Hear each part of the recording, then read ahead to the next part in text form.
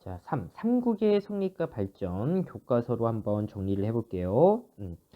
자, 교과서에서 우리가 이제 배울 때는 고구려 쭉 배우고 백제 쭉, 신라 쭉 이런 식으로 배웠죠. 근데 여기에는 지금 이제 세기별로 좀 구분이 되어 있습니다. 한번 그건 이제 참고로 이제 보고요. 자, 먼저 삼국과 가야, 그 나라의 기틀을 다지다 이렇게 되어 있어요. 먼저 고구려가 등장합니다. 자, 졸본에서 건국된 고구려는 국내성으로 도읍을 옮겼다. 라는 거고요. 그 다음에 1세기 후반 태조왕 때 이제 중앙집권국가의 특징이 보이기 시작을 하는데 옥저를 정복을 하고요. 또 여기 보면 요동 지방으로 진출을 꾀했다. 요동으로 진출하고자 하는 그런 이제 마음을 갖고 있었다. 라고 이제 볼 수가 있고요. 그 다음에 또 게르브 고씨가 왕위를 세습했다라는 거예요. 자, 그거 이제 확인하고요. 또 부족적 전통을 지녔던 오부가 행정 구역으로 이제 변화했다. 요거는 바로 이제 2세기 후반의 고국 천황의 업적이죠. 자, 그렇게 이제 확인하고요. 자, 여기 이제 보면 고구려 지금 그 국내성 지역이 나오는데 국내성은 이제 평야 지역이고요. 여기 환도 산성이라고 고구려 같은 경우에는 산성도 같이 만들어요. 그러니까 산이라고 하는 건 높잖아요. 그래서 높은 곳에 위치하면 이제 방어에 유리하니까 예를 들어서 고구려 지역에 누가 쳐들어왔다. 그러니까 평소에는 이제 국내성에서 통치하다가 누가 쳐들어왔다라고 하면 이 환도산성, 산성으로 다 이동을 해서 끝까지 이제 수비를 하게 되는 겁니다. 자, 그렇게 이제 볼 수가 있고요. 자, 그 다음에 이제 백제 보면 자, 백제는 비류, 온조 등 부역, 고구려의 유이민 세력이 남아있어 한강 하류 지역의 토착 세력과 연합해서 세운 나라다라는 거예요. 자, 위례성을 도읍으로 했고요. 다른 말로 우리가 이제 한성이라고도 부르죠. 자, 3세기 고이왕 때부터 이제 중앙집권국가의 어떤 모습이 나타나는데, 자, 좌평을 비롯한 관직과 관리의 등급을 마련했다. 라는 거예요. 이 좌평이라고 하는 거는 이제 그 관직 이름입니다. 그래서 뭐 상좌평, 뭐 무슨 좌평 하면서 좌평 이렇게 들어가면 아 백제 구나 이렇게 이제 여러분들이 파악하면 되고요. 또 마한 소국을 병합했다. 그러니까 충청도 일대까지 차지했다. 이렇게 이제 볼 수가 있습니다. 자, 여기 보면 여기 서울 풍납토성이라고 있는데 여기가 이제 위례성이다라고 지금 이제 우리가 추정되고 있습니다. 자, 그렇게 이제 보고요. 자, 내려오면 여기 고구려 장군총과 백제 서촌동 고분이라고 있는데 요거는 우리가 음, 음, 한번 살펴볼까요, 먼저? 어, 우리 나중에 뒤에 삼국 문화에서도 할 거지만 여기에서 일단 한번 봐볼게요. 이 고구려나 백제 초기 형태의 무덤은 이렇게 돌을 이렇게 이제 쌓아서 만든 무덤을 만들었어요. 돌을 이렇게 쌓았다. 요걸 이제 우리가 뭐라고 얘기하냐면 돌무지 무덤이라고 하는데, 자, 요거는 고구려의 장군총이라고 하는 무덤이에요. 자, 계단식 돌무지 무덤이다. 또 우리 서울 서촌동에 이제 백제 무덤이야. 요것도 계단식 돌무지 무덤이에요. 자, 무덤의 양식이 같다. 문화가 같다라고 하는 거는 같은 계통이다라고 하는 거예요. 자, 두 무덤의 모양을 보고 비슷한 점. 계단식 돌무지 무덤이다. 라는 게 이제 비슷하다. 라는 거죠. 자, 그래서, 고구려랑 백제랑 초기 무덤의 이러한 양식이 비슷하다라고 하는 거는 왜 그러냐? 우리가 지금 알고 있는 그 삼국사기에 나와 있는 백제와 고구려의 어떤 그 건국설화 관계를 우리가 이제 증명하는, 그, 무덤이다라고 이제 볼 수가 있습니다. 자, 그래서, 어, 우리 백제 건국 세력이, 자, 고구려에서 남하했다는, 어떤 이제 근거가 된다라는 거예요. 이 무덤 양식이 같다라는 게, 자, 이렇게 이제 확인을 할 수가 있고요. 자, 그 다음에 이제 신라를 한번 살펴볼게요. 신라 같은 경우에는 자, 지난 소국 중에 하나인 사로국에서 이제 출발을 했고요. 자, 박혁거세로 대표되는 유이민과 경주, 울산 지역의 토착 세력이 결합해서 세운 나라입니다. 여기 지리적 조건으로 이제 신라는 발전이 일단 늦었다. 그것도 이제 참고로 이제 보고요. 자, 초기에는 박석 김씨, 삼성의 유력자가 번갈아 가면서 이제 다스렸다라는 거예요. 자, 여기 왼쪽에 신라의 왕호 변천 있죠? 거서관, 차차홍, 이사금, 마립간 왕. 그것도 이제 참고로 이제 보고요. 자, 4세기 이제 여기는 이제 뇌물왕 이렇게 표현하는데 뇌물 마립간이죠. 이때부터 김씨 왕위 세습이 시작됐고요. 마립간이라고 하는 칭호를 사용했다. 뇌물 마립간. 이렇게 이제 확인을 하면 되고요. 자, 내려오면 신라 건국과 삼성의 시조 이야기 나오는데, 자, 박혁거세, 석탈의, 기말지 이렇게 있어요. 그러니까 이 박석김 씨의 기원입니다. 시조. 뭐 알에서 태어났다, 또 이제 알에서 태어났다, 어떤 이제 하늘에서 금빛 괴짝이 내려왔다. 이 다 성스러운 어떤 그런 이야기들로 이제 이렇게 가득 차 있다. 이렇게 이제 볼 수가 있고요. 자, 넘어가서 이제 가야를 봐볼게요. 자, 낙랑군과 외를 잇는 해상교통의 요지에 이제 금강과야가 위치했고요. 풍부한 철광, 우수한 제철 기술을 이제 바탕으로 했다. 또 덩이새를 삼안과 동해, 그 다음에 낙랑, 대방, 그 다음에 외에 수출했다. 덩이새를 또 화폐처럼 사용했다. 이러한 내용들을 여러분들이 이제 기억을 하고요. 자, 유물로서는 여기 이게 덩이새입니다. 덩이새. 그 다음에 또 철이 많이 생산돼서 철제 갑옷, 요 판가옷이 또 이제 유명합니다. 이 가야. 유물로서. 자, 이렇게 보고요. 자, 이제 문제를 한번 풀어볼게요. 신라는 내무랑 때 대군장을 뜻하는 자, 마립간을 왕호로 사용했다. 풍부한 철 생산과 제철 기술을 바탕으로 가야 연맹을 주도했던 나라는 금관가야. 자, 이렇게 된다라는 거죠. 자, 두 번째 넘어가서 삼국과 가야 경쟁하면서 발전하다. 여기를 한번 봐볼게요.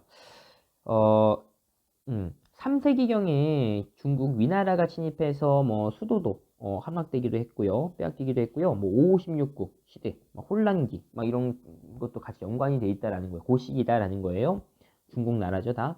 자, 미천왕은 낙랑군을 이제 점령해서 중국 군현 세력을 한반도에서 완전히 몰아냅니다. 자, 백제는 이때 4세기 때는요. 이제 근초광 때고요. 자, 남으로 진출해서 마한 지역 대부분을 차지합니다. 남해안까지 영토를 다 확장을 하고요.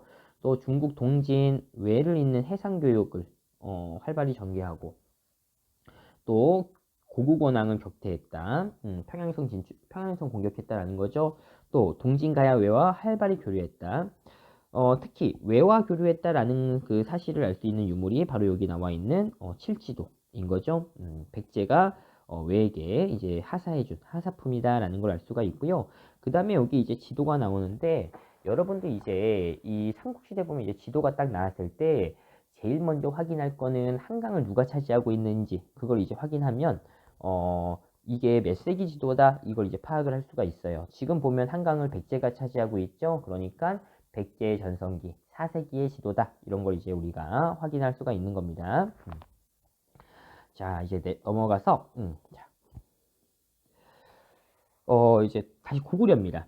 자, 소수리망 때 태약 설립 율령반포 불교 수용 수용이라고 여러분들 여기에서 알아두세요. 고인 말고. 자, 이렇게 이제 했고요. 또 광개토 대왕은 이제 적극적인 이제 정복 활동을 펼쳤다. 한강 이북 차지하고요. 그 다음에 신라에 침입한 왜군을 격퇴해서 금강가야를 이제 쇠퇴 시켰고요. 또 요동 확보하고 거란과 동부여를 굴복시켰다. 만주 지역. 그러니까 이 얘기는 지금 만주 지역을 확보했다 이런 뜻이고요. 또 영락이라는 연어도 사용하고요. 그러면서 중국과 대등하다. 이런 자신감을 표현했다. 이런 거 이제 여러분들 확인할 수가 있습니다. 자, 밑에 보면 여기 이제 그 광개토 대양릉비가 나와 있는데요. 자, 광개토 대양릉비는 크게 세 개로 나눠져 있어요. 그 내용이. 자, 첫 번째는 고구려의 건국 이야기, 건국과 관련된 내용. 두 번째는 이 광개토 대왕의 업적. 마지막 세 번째는 이제 무덤 관리. 이러한 이야기가 나와요. 자, 그렇게 이제 볼 수가 있고요. 자, 그 다음에 여기 밑에 호우명 그릇이 있습니다. 호우명 그릇. 자, 호우명 그릇이 어디에서 발견이 되냐면, 자, 신라의 무덤 호우총에서 나왔대요. 호명 그릇은 고구려 그릇인데 신라 무덤에서 나왔다라는 뜻이에요. 자, 근데 여기 무슨 호총 해서 총 이런 무덤을 총 이렇게 이제 부르죠. 어떤 거는 우리가 릉이라고 부르고 어떤 건 또 총이라고 불러요. 자, 차이점은 뭐냐면 릉은 주인을 알 수 있는 거고요. 총은 주인을 알 수 없는 겁니다. 무령왕릉, 무령왕의 무덤이죠. 그 다음에 뭐 광개토 대왕릉, 그러니까 광개토 대왕의 무덤. 총은 뭐 여기 호총, 뭐 이런 식으로 뭐 천마총, 뭐 이런 것처럼 이제 무덤 주인을 알 수가 없으니까 그 무덤을 이제 발굴하고 나서 거기에서 나온 유물 가운데서 좀 유명한 거, 좀 중요한 거 그런 걸로 이름을 따는 거예요. 무덤의 이름을 만드는 거예요. 그래서 이거는 호명그릇이라는 게 나와서 호총 이렇게 되는 겁니다. 이름을. 자, 호명그릇 언제 만들어졌냐면 자, 광개토대왕의 장래 1주년이 되는 415년에 만들었다라는 걸 알 수가 있고요. 근데 이게 왜 신라 무덤에서 발견이 됐냐면 당시 신라 사신이 이거 고구려 기념식에 참석했다가 받아왔다라고 이제 볼 수가 있고요. 신라 그 사신과 그 후손들이 자신의 권력을 이렇게 과시하는데 하다가 이제 5세기에 되면 신라와의 어떤 신라와 고구려의 관계가 나빠지죠. 왜냐면 고구려 장수왕이 남진 정책을 펼쳤기 때문에. 그래서 이걸 이제 무덤 속에 넣은 것으로 우리가 이제 짐작을 하고 있다라고 이제 볼 수가 있고요. 자, 당시 고구려와 신라는 어떤 관계였냐면, 자, 고구려는 신라 왕위 계승에 개입할 정도로 신라에 큰 영향력을 행사하고 있던 그런 상황이었어요. 뭐 신라에 쳐들어왔던 왜구를 막 격퇴해주고 막 그랬었죠. 그 다음에 5세기에 이제 들어서는 5세기에 그 신라 무덤에 막 이런 고구려 하사품이 많았다. 이런 걸 통해서 또 신라와 고구려의 관계를 또 알 수가 있고요.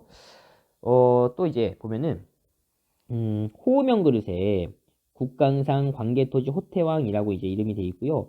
광개토대왕릉배는 국강상 광개토 경평안 호태왕 이렇게 이제 이름이 써 있어요. 그러니까 다 이제 광개토 대왕을 부르는 명칭입니다.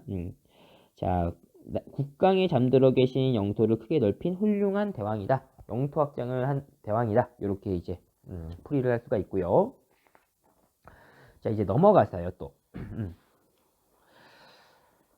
자, 장수왕은 수도를 평양으로 이제 옮겼습니다. 427년에요. 그리고 적극적으로 남진 정책을 이제 펼쳐가지고 백제 수도 한성을 함락하고 한강 유역 전체를 차지하게 됩니다. 자, 이렇게 해서 백제와 신라는 군사 동맹을 맺어가지고 나제 동맹 맺어서 이제 막 고구려에 맞서는 그런 이제 상황이었고요. 자, 또 고구려 이 장수왕 때 고구려는 유연, 그다음에 북이 남조가 서로 견제하면서 공존하는 다원적인 국제 질서가 만들어졌다. 자, 여기 한번 봐볼게요. 자, 고구려가 남진 정책 펼치니까 일단 백제랑 사이가 안 좋겠죠? 그 다음에 신라랑도 사이가 안 좋다.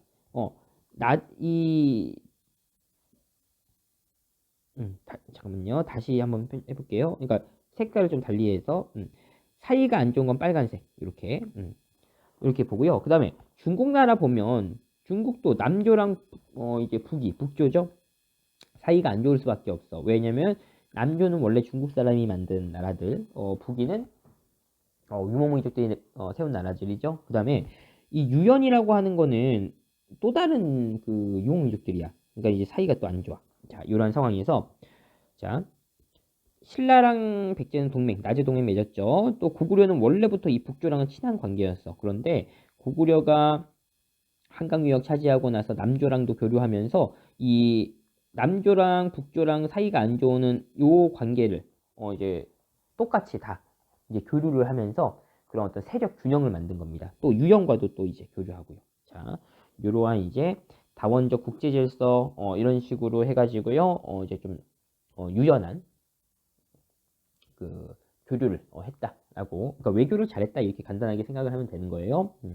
자, 그리고 또 지도가 나왔네요. 자, 지금 여기 한강을 누가 차지하고 있죠? 고구려가 차지하고 있다. 고구려의 전성기다. 라는 걸 또 알 수가 있고요.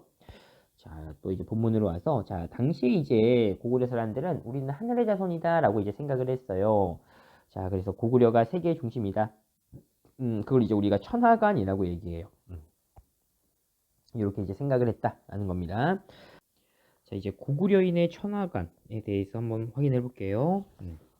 자, 자료 1번에 보면, 자, 왕의 은택이 하늘에 미쳤고, 뭐, 바다까지 떨쳤다.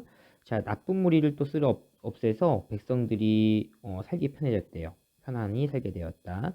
나라는 또 부강해지고, 백성들은 풍족해졌고, 곡식도 풍성하게 익었다. 라고 합니다. 자, 그 다음에 하백의 손자이며 해와 달의 아들인 추모성왕, 주몽이 북부에서 태어났으니 천하사방은 이 나라 이 고을이 가장 성스럽다 막 이렇게 얘기하고 있는데 자, 어, 보면은 이 하백이라고 해서 강의 신이 있습니다. 물의 신. 이 하백의 딸이 누구냐면 유화라고 하는 사람이 있는데 이 유화랑 이제 그 해의 신 해모수가 이제 사귀었어요. 사귀었는데 이제 유화가 이제 아기를 이제 뵌 겁니다. 자, 그래서 해모수와 이 유화 사이에서 태어난 게 이제 주몽이다 라는 거예요. 그러니까 주몽도 결국에는 해와 또 이제 달, 그다음에 이제 어떤 강의 신 이렇게 이제 연결이 된다. 이렇게 이제 볼 수가 있고요. 또 자료 2번 보면 자, 충주 고구려비 중원 고구려비죠. 자, 신라를 동쪽 오랑캐라고 표현하면서 고구려가 사방의 오랑캐를 복속시켰다. 천하의 중심이다. 라고 이제 돼 있습니다. 자, 이걸 통해서 알 수 있는 고구려인의 어떤 이제 천하관, 보면은, 음, 음, 그니까, 뭐, 그러니까 주몽이, 자, 어떤 이제 그 하늘의 자손이다. 이렇게 있고요. 또, 신라를 오랑캐라고 이렇게 이제 했다는 것 통해서, 천하의 중심이다. 이렇게 이제 생각을 했다라고 이제 볼 수가 있습니다. 자, 고구려 사람들이 이렇게 이제 이러한 천하관을 갖게 된 이제 배경은 자, 배경 자, 우리가 아까 이제 장수왕 때 장수왕 때 이제 그 중국과 그다음에 이제 대등한 어떤 이제 외교를 펼쳤다라는 거죠. 그런 게 다 배경이 된 겁니다. 그러니까 중국 그다음에 뭐 그러니까 남조 북이 뭐 유연 막 이런 나라들과 대등한 어떤 이제 외교를 펼쳤다라는 거죠. 자, 그렇게 이제 볼 수가 있고요. 자, 넘어가서 이제 백제를 한번 가볼게요. 자, 두 번째 절 끝에 수도를 웅진으로 이제 옮겼죠. 한성을 빼앗기고 나서 자, 동성왕은 혼인을 통해서 신라와 동맹을 강화했고요. 이때 신라는 이제 소지마립간 때고요. 자, 이제 무령왕은 지방의 22담로에 왕족을 파견해서 지방 통제를 강화했다라는 겁니다. 자, 여기 보면 이제 양직공도라고 돼 있습니다. 양나라에 우리 그 남조 양나라 있죠? 남조 그 양나라에 사신으로 온 사람들을 이제 이렇게 그림과 글로 이렇게 표현한 겁니다. 여기에 보면 이제 그 백제 신하들이 이제 간 거를 알 수가 있고요. 자, 그 다음에 넘어가서 음, 자, 무령왕의 이제 무덤인데, 자, 무령왕의 이름은 부여사마다. 자, 이름이 부여고 성씨가 부여시다라는 거죠. 자, 또, 지금 이제 계로왕의 아들이다. 우리 그 장수왕이 백제 공격했을 때 죽었던 계로왕 있죠? 그의 아들이다라고 이제 우리가 이제 보고 있고요.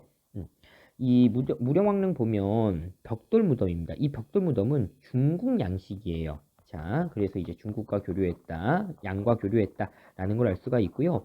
여기에 보면 뭐 중국의 그 청장, 그 다음에 일본의 그 금송이라고 해서 이제 소나무 있습니다. 그걸로 관을 만들었어요. 청동 거울, 막 이러한 게 이제 이제 발견이 되는 겁니다. 그래서 백제가 당시에 이제 여러 나라들과 이제 교류했다, 이런 것도 알 수 있고요. 또 이제 묘지석에 보면 여기 이제 무령왕과 왕비가 묻혔다는 그 내용이 있고 백제 왕 중에서 유일하게 그 무덤들 가운데서 정확하게 이제 그 주인을 알 수 있는 무덤이다 라는 거예요.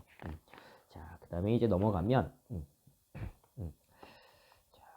신라의 중앙집권 체제 정비라고 돼 있죠. 자, 신라는 나대 동맹을 이용해서 고구려의 정치적 간섭에서 벗어났고요. 한강으로 나아갈 기회를 엿보고 있는 그런 상황이었어요. 자, 그런 상황에서 지증왕이 이제 등장을 했고요. 자, 지증왕은 순장을 금지하고요. 우경을 보급하고 또 이제 뭐 시장을 또 개설합니다. 동시라고요. 자, 그 다음에 국호를 신라라고 하고요. 왕호를 이제 왕 요렇게 이제 하고 자, 버풍왕은 뭐 병부 설치, 그 다음에 율령 반포, 공복 제정, 그 다음에 불교를 공인, 상대 등을 설치했다. 자, 또 태왕이라고 칭하고요. 또 연호를 사용하는 그런 이제 활동을 했다. 이렇게 이제 볼 수가 있어요. 자, 여기 보면 이제 경주에 대릉원이라고 해서 큰 무덤 이렇게 있는데 이런 게 이제 막 있어요. 큰 무덤들이. 자, 요건 이제 돌무지 덧날 무덤인데요. 요 무덤과 관련된 건 우리가 이제 문화할 때 다시 한번 정리를 할게요. 자, 그리고 여기 뭐 천마총 뭐 이런 것도 있죠. 천마도가 나와가지고 천마총 이렇게 불린 거고요. 그 다음에 가야를 한번 봐볼게요. 자, 자, 금관가야가 광개토대왕의 공격으로 쇠퇴하자 고령 지역의 대가야가 성장해서 새로 가야에 여러 소국을 주도하면서 후기 가야 연맹을 이끕니다. 자, 그래서 여기 보면 이제 금관가야 같은 경우에는 여기 바로 바닷가 바로 이제 여기 근처에 있다는 거죠. 고령 이 대가야 같은 경우는 이 내륙 지방에 있다. 이렇게 이제 볼 수가 있습니다. 내려오면 또 여기 이제 뭐 순장 했던 순장곽도 있고요. 지산동 고분에서 요거는 이제 가야 무덤 이렇게 이제 볼 수 있고요. 이 그다음에 내려와서 이제 문제를 한번 풀어볼게요. 이건 뭐 가야 토기 한번 살펴보세요. 이렇게 자, 고구려 소수리망은 불교를 수용하고요. 율령을 반포했다. 신라라고 확정하고 왕을하고 개편한 왕은 지증왕이고, 자, 금관가야가 쇠퇴한 후에 고령 지역의 대가야가 후기 가야맹을 주도했다. 라는 거죠. 자, 이렇게 보고요. 넘어갈게요. 자, 백지 중흥과 사비촌도라고 되어 있습니다. 자, 이 성왕 때는 수료교통이 편리하고 평야지대인 사비로 수도를 옮기고요. 중앙과 지방 제도 막 이런 거 이제 재정비합니다. 또 부효계승식을 포방해서 남부여라고 나라 이름을 잠깐 바꾸기도 합니다. 자, 중국 남조와는 이제 계속 교류하는 거고요. 자, 불교, 유교로서 막 통치하고자 한 겁니다. 또 일본의 불교를 또 전파했다. 이런 거 이제 확인하고요. 자, 그 다음에 두 번째 줄에 백제와 신라가 함께 북진해서 백제는 잃어버린 한성 지역을 되찾았고 신라는 한강 유역을 차지했어요. 근데 신라 진흥왕이 백제와 동맹을 깨고 한성마저 기습 점령하게 됩니다. 자, 이렇게 돼서 오히려 관산선 정투에서 이제 성왕이 돌아가시고요. 신라는 이제 그 한강 차지하고 나서 독자적으로 중국과 교류하기 시작하고요. 또 진흥왕은 이제 황룡사라는 이제 절을 짓고 여기 이제 황룡사가 있습니다. 그다음에 화랑도를 국가 조직으로 이제 개편을 또 했다라는 거예요.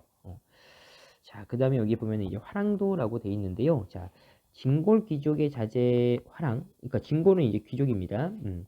그다음에 그를 따르는 낭도, 이렇게 해서 또 교육하는 승려, 요게 이제 화랑도 이렇게 이제 볼 수가 있고요. 김대문이라고 하는 사람이 이제 화랑세계에서 이런 이제 기록들을 남겼다라는 거 이제 봅니다.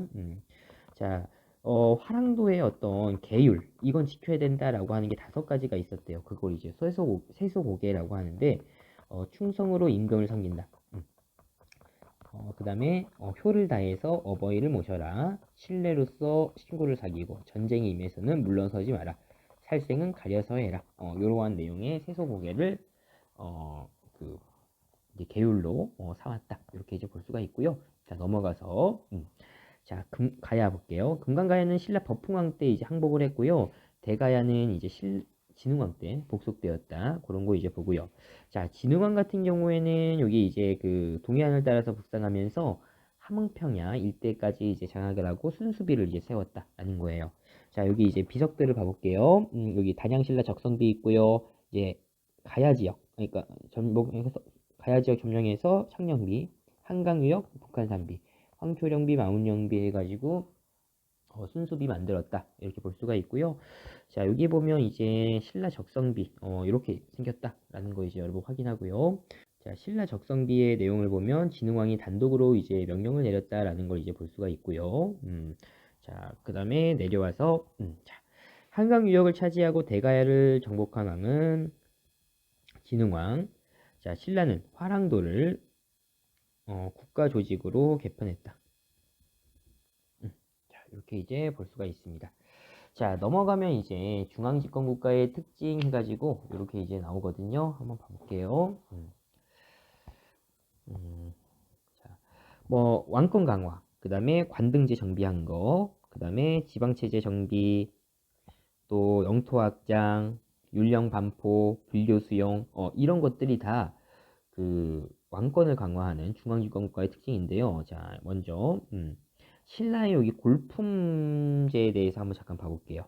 자, 신라의 신부는 골품제로 구성이 되어 있는데, 요거는 지배층의 신분제입니다. 자, 이 골이라고 하는 건 뼈죠. 자, 그래서 성골과 또 진골로 나누고요.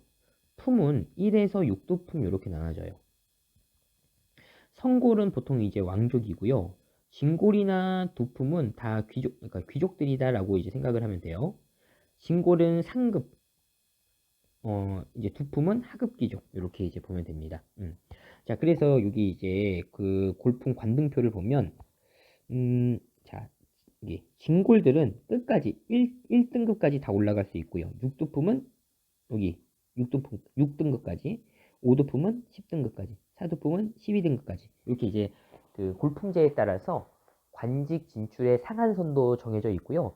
또 골품제로 또 정해져 있는 게 일상생활에서 다양한 게 또 정해져 있어요. 뭐 이제 그 뭐 각 집마 그러니까 일상생활도 이제 이 골품제가 이제 규제를 하는 겁니다.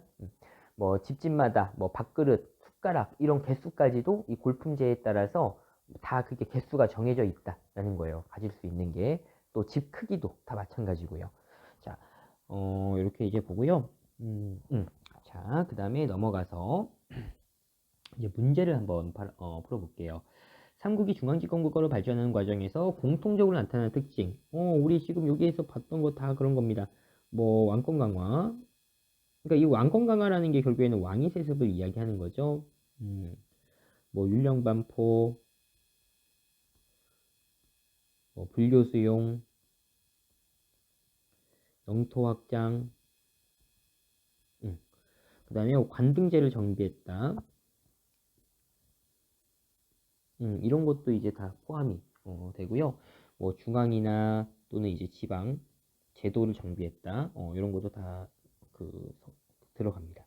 자, 그 다음에 가야가 중앙집권 국가로 성장하지 못한 대내 대외적인 원인을 그러니까 안에서의 문제, 바깥에서의 문제를 이제 보는 거예요.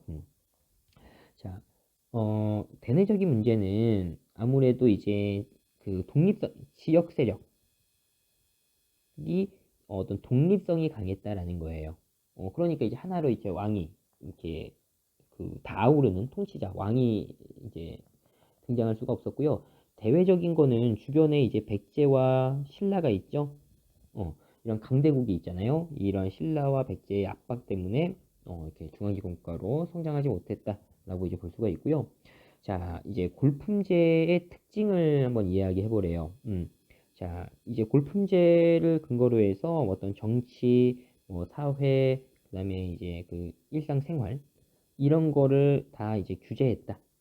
라고 이제 볼 수가 있습니다. 자, 이렇게 해서 우리가 교과서 맞춰보도록 할게요.